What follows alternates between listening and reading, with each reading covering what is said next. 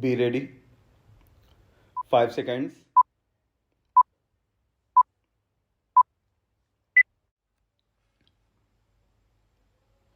Start. Madam Deputy Chairman, I welcome this opportunity to make a few observations during the discussion on the finance bill. At this stage, therefore, it is better to use this opportunity to make a survey of the economic situation and find out what the present condition of the people is, whether they are satisfied, and if they are not satisfied, what the reasons are.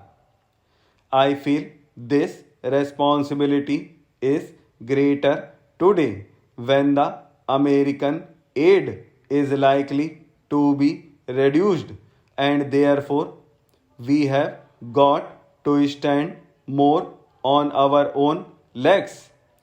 When the plan was set forth, there were three sources from which we hoped to get finance for the plan, namely our own resources from the revenues, loans within the country through savings, and thirdly, foreign help.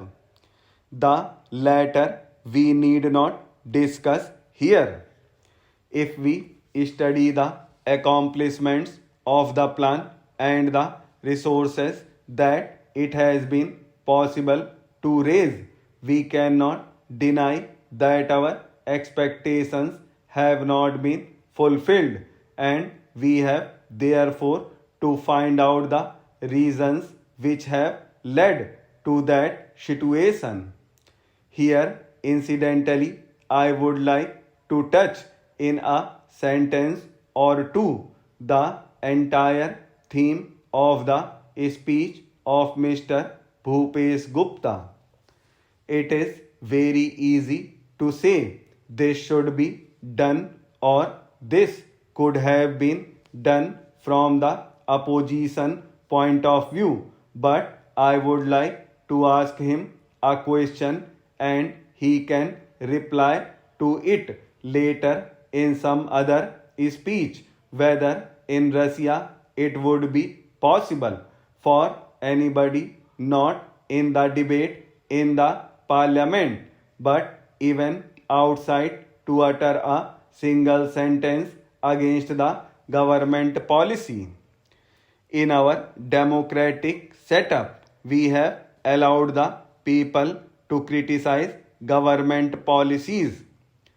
Even as Congress people, we are free to criticize the policies of the government, but the point is whether the doubts raised in the minds of the public by the people in the opposition who show their loyalty to a different setup would be conducive to create the enthusiasm that is necessary and the inspiration that is necessary to give their very best to fulfill the targets of the plan.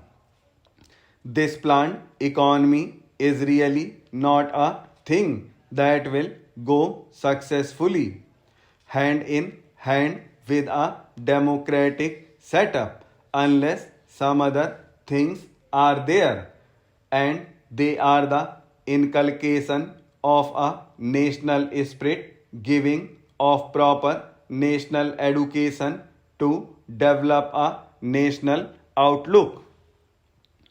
Unless these things are done as they are in other countries like England, unless that type of spirit is created in the country by all the people of all types of views, not being allowed to create differences and doubts in the minds of the people, we cannot in a democratic setup have the success which we want, and we cannot fulfill our promises to the people. Without going further into that aspect which really came to my mind as a result of the long speech of Mr. Bhupesh Gupta, I would like to make a few suggestions so that a proper attitude towards giving of one's best to the plan and to raise the national economy can be developed. I would like to make 3 or 4 points. Firstly, we have to see that we take steps to check corruption at any level, whether it is among the people in the public sector or among the officials.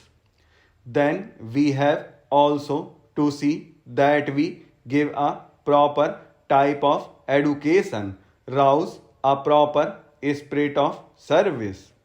We must also check the trends for inflation and also lay stress on austerity so that the people will feel that there is something at stake.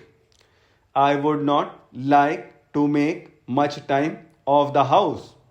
The main problem in our country is the growing population, and in spite of all the efforts that are made to raise the standard of living and raise production, etc., the results are not as easily perceptible as they should have been.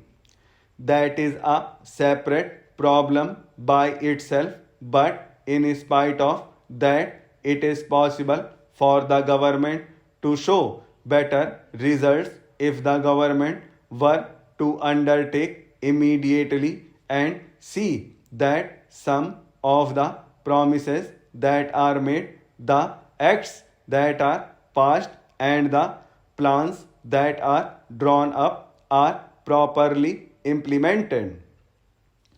I have been seeing this lacuna in the present position. Now the government have started a new ministry called the Coordination Ministry. It was very necessary because the plans of the different ministries sometimes were likely to go contrary to each other's aims. I do not want to go into details. For instance, take the question of the promotion of export.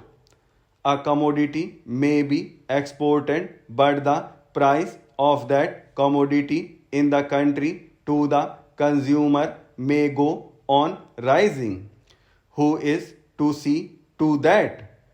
Take tea, for example, it had to be exported and nobody was there to see whether there was enough tea for consumption in the country and what was the price at which it was available to the consumer in the past.